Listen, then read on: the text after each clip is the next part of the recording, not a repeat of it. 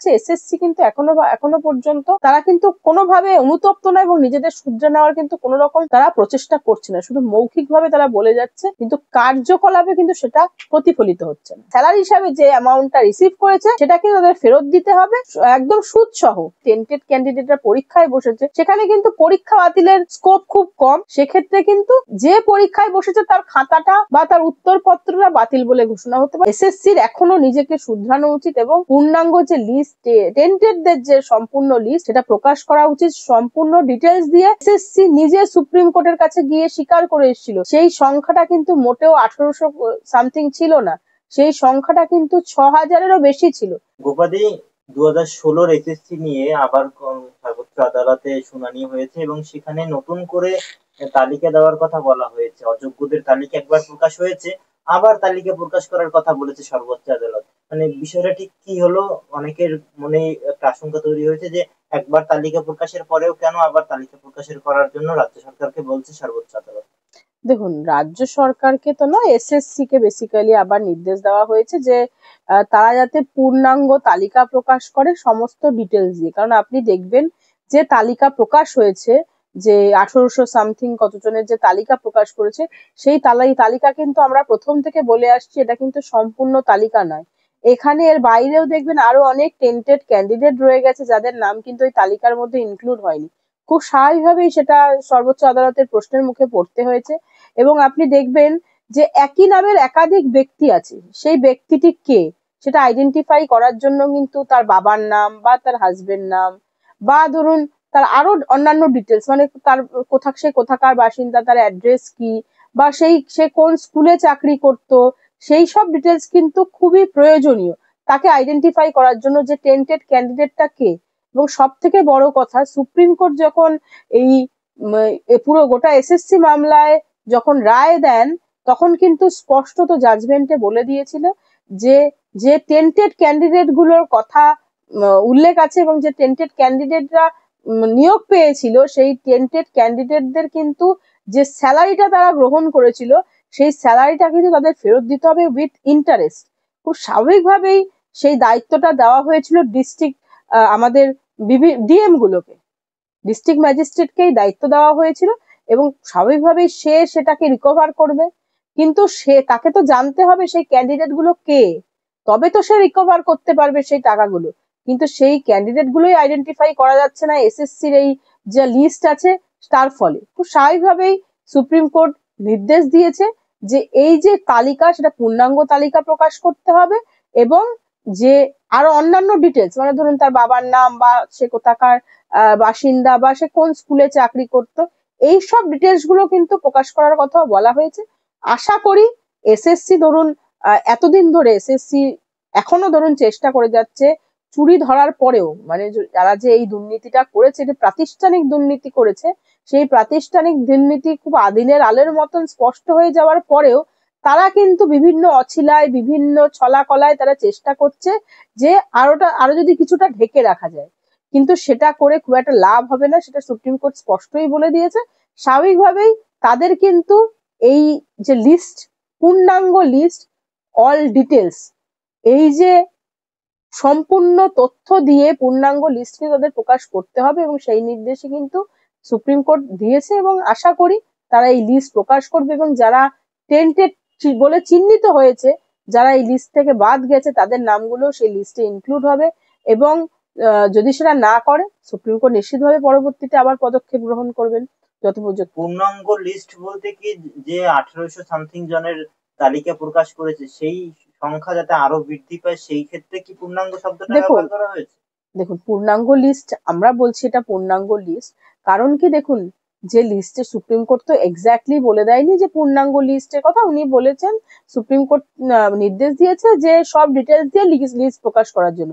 কিন্তু আমরা বলছি যে এই পূর্ণাঙ্গ লিস্ট বলতে ধরুন যে ক্যান্ডিডেট গুলো টেন্টেড বলে চিহ্নিত হয়েছে, যেটা এসএসসি নিজে সুপ্রিম কোর্টের কাছে গিয়ে স্বীকার করে এসেছিল, সেই সংখ্যাটা কিন্তু মোটেও 1800 সামথিং ছিল না, সেই সংখ্যাটা কিন্তু 6000-এরও বেশি ছিল। যেটা অ্যাকসেপ্ট করেছে, অ্যাডমিট করেছে এসএসসি, সেই সংখ্যাটা কিন্তু 6000-এর বেশি ছিল।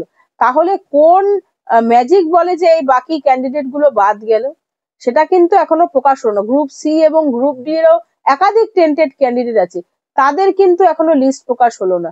এই লিস্ট মানে সম্পূর্ণ এই 4টে সিলেকশন প্রসেস মিলিয়ে যেসব টেন্টেড ক্যান্ডিডেটরা অলরেডি চিহ্নিত হয়েছে তাদের কিন্তু লিস্ট প্রকাশ করতে হবে এবং সম্পূর্ণ ডিটেলস দিয়ে, সম্পূর্ণ তথ্য দিয়ে কিন্তু এই লিস্ট প্রকাশ করতে হবে, এবং সেটাই কিন্তু আমরা বলছি সেটাই হবে পূর্ণাঙ্গ লিস্ট। একজনও যাতে টেন্টেড ক্যান্ডিডেট আরো বাড়তে পারে এই তালিকা। দেখুন এটা তো খুব স্বাভাবিক, আদালতের নির্দেশে যে তালিকা প্রকাশ করা হবে সেই তালিকা প্রকাশ করা হলে কি সংখ্যাটা আরো বাড়তে পারে? সংখ্যাটা তো বাড়বেই, এটা আবার বাড়তে পারে বলে কিছু নাই। এই 1800 সামথিং সংখ্যাটা কোনোভাবেই টেন্টেডদের লিস্ট হতে পারে না। এটা হচ্ছে দেখানো হয়েছে একটা লিস্ট, কিন্তু এই সংখ্যাটা 6000-এর বেশি। কারণ বারবার আমি বলছি, দেখুন আমি একটা জিনিস অ্যাকসেপ্ট করে এসেছি, অ্যাডমিট করে এসেছি, তারপরে আমি সেখান থেকে তো আর অন্য কোথাও যেতে পারবো না, সেখান থেকে আমি তো সরে আসতে পারবো না। স্বাভাবিকভাবেই এসএসসি নিজে যেহেতু স্বীকার করে এসছে এই টেন্টেডদের সংখ্যাটা 6000-এর বেশি, তাই আমি মনে করি লিস্টে যে নামগুলো থাকবে সেই সংখ্যাটাও 6000-এর বেশি হওয়া উচিত। 6000-এর নিচে কোনোভাবেই এই টেন্টেডদের সংখ্যা আমি মনে করি না আছে। 1800 সামথিং যেটা দেখানো হয়েছে সেটা লোক দেখানো। এসএসসির এখনো নিজেকে শুধরানো উচিত এবং পূর্ণাঙ্গ যে লিস্ট, টেন্টেডদের যে সম্পূর্ণ লিস্ট সেটা প্রকাশ করা উচিত সম্পূর্ণ ডিটেলস দিয়ে, এবং সুপ্রিম কোর্টের যে নির্দেশ সেগুলো কিন্তু মান্যতা দেওয়া উচিত। যাদের কাছ থেকে টাকাটা ফেরত নেওয়ার কথা ইন্টারেস্ট সহ, সেই টাকাগুলো ফেরত নেওয়ার জন্য কিন্তু ব্যবস্থা গ্রহণ করা উচিত। কিন্তু এসএসসি বারবার বিনা অছিলায় সেটা চেষ্টা করছে এড়িয়ে যাওয়ার, এড়িয়ে গিয়ে খুব বেশি দিন লাভ হবে না। দিদি, এই পরীক্ষা যখন হলো 2025 সালে যে এসএসসি পরীক্ষা হলো, এসএলএসটি পরীক্ষা হলো, সেখানে সর্বোচ্চ আদালত বারবার বলে দিয়েছিল যে স্বচ্ছভাবে পরীক্ষা করতে হবে আদালতের নির্দেশে। সেই সময় আমরা দেখেছিলাম যে অ্যাডমিট কার্ডও বাতিল হয়েছিল যারা অযোগ্য তালিকায় রয়েছে। সেক্ষেত্রে নতুন করে পূর্ণাঙ্গ তালিকা প্রকাশ হলে সেই পূর্ণাঙ্গ তালিকায় যদি এমন কোনো ব্যক্তি থাকে যারা পরীক্ষা দিয়েছেন, তো সেক্ষেত্রে কি এই পরীক্ষার কোনো প্রভাবে প্রভাবিত হতে পারে? দেখুন সেটা তো সুপ্রিম কোর্ট খুব স্পষ্ট ভাবে তাদের স্ট্যান্ড জানিয়ে দিয়েছে, এবং এসএসসিও কিন্তু বারংবার মৌখিক ভাবে বলে এসেছে এমন কোন টেন্টেড ক্যান্ডিডেটকে আমরা বসতে দিইনি। এবং দেখবেন আপনি যখন ওই লিস্টটা প্রকাশ করে সেখানে তার আগেও নোটিশ দিয়ে এসএসসি বলেছে কিন্তু যে যদি কোনো ক্যান্ডিডেটের নামে অ্যাডমিট ইস্যু হয়ে যায় সেটা কিন্তু ক্যান্সেল বলে ঘোষণা করা হয়েছে। খুব স্বাভাবিকভাবেই এটা খুব স্পষ্ট, কোনো টেন্টেড ক্যান্ডিডেট কিন্তু সিলেকশন প্রসেসে বসতে পারবে না। 25 সালের যে সিলেকশন প্রসেস রয়েছে সেখানে বসতে পারবে না, সেটা কিন্তু খুব স্পষ্ট ভাবে জানিয়ে দেওয়া হয়েছে। সুপ্রিম কোর্টও সেই মোতাবেক কিন্তু নির্দেশ দিয়েছে। এখন যদি কেউ ধরুন ওই মাঝখান থেকে ফাঁক গলিয়ে বসে পড়ে তাহলে তার কি হবে? বাতিল হবে, এর অন্যথায় তো আর কোনোভাবে হতে পারে না। না, পরীক্ষা বাতিল হওয়ার সম্ভাবনা এক্ষেত্রে থাকছে না, কারণ দেখুন পরীক্ষা তো হয়ে গেছে এবং তার পরীক্ষার যে ওএমআর, তার যে ওএমআরটা থাকবে সেটা বাতিল বলে ঘোষণা করবে। তার জন্য তো পুরো সিলেকশন প্রসেস বা ধরুন পুরো পরীক্ষা বাতিল করে দেওয়ার কোনো যৌক্তিকতা নেই। পুরো সিলেকশন প্রসেস, যে কোনো আদালতে যখন এরকম মামলা আসে সিলেকশন প্রসেস বাতিল বা পরীক্ষা বাতিলের ক্ষেত্রে কিন্তু আদালতগুলোর প্রথম স্ট্যান্ড হয় যে এটা, এই যে ইললিগালিটিস এর কথা বা বিভিন্ন অভিযোগের কথা যখন কেউ নিয়ে আসে সেই অভিযোগগুলো বাদ দিলে সিলেকশন প্রসেসটাকে রাখা যায় কিনা বা পরীক্ষা পদ্ধতি যেগুলো সেগুলো রাখা যায় কিনা। এক্ষেত্রে কিন্তু যদি এরকম দেখা যায় যে টেন্টেড ক্যান্ডিডেটরা পরীক্ষায় বসেছে সেখানে কিন্তু পরীক্ষা বাতিলের স্কোপ খুব কম।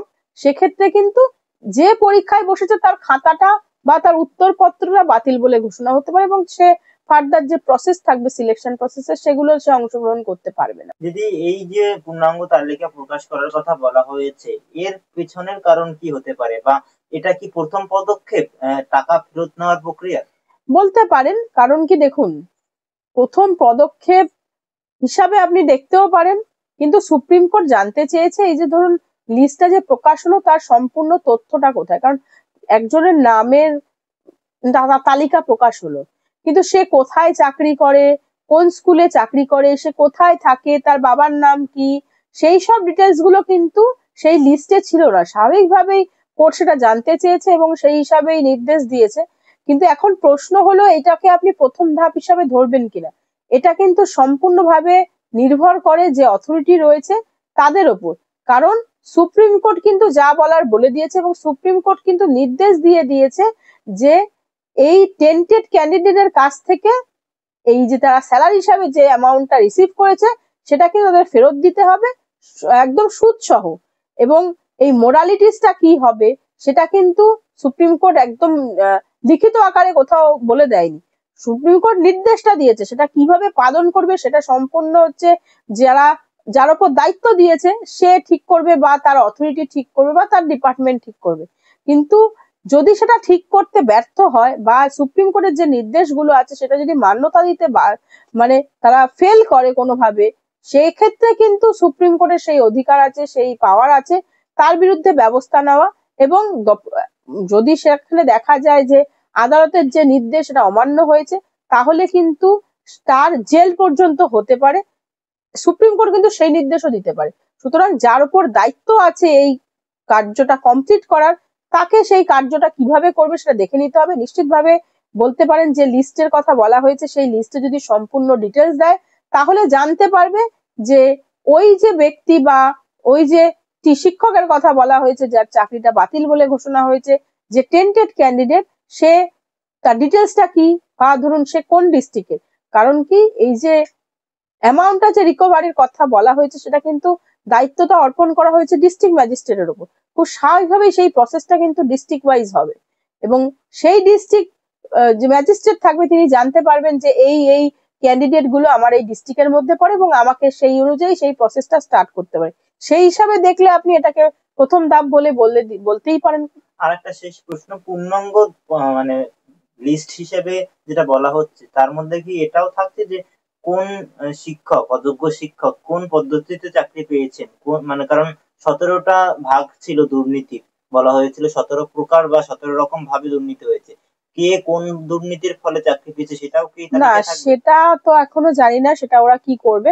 তবে দিয়ে দেওয়া উচিত। তাহলে কি হবে বলুন তো, এসএসসির নিজের স্বচ্ছতা বজায় রাখবে এবং পরবর্তী দেখুন এসএসসি তো মানুষের কনফিডেন্স হারিয়েছে আস্তে আস্তে, সেই কনফিডেন্স বিল্ড আপ করতে কিন্তু এগুলোর এসএসসির কাজে লাগবে। কিন্তু জানি না এসএসসি কতটা সে পদক্ষেপ নেবে, কারণ এসএসসি এখনো পর্যন্ত তাদের যা কর্মকাণ্ড তাতে কোনোভাবে বলা যায় না যে তারা এই যে নিয়োগ হয়েছে এবং তার ফলে নিয়োগের যে দুর্নীতি হয়েছে তার ফলে তারা এক অংশ অনুতপ্ত।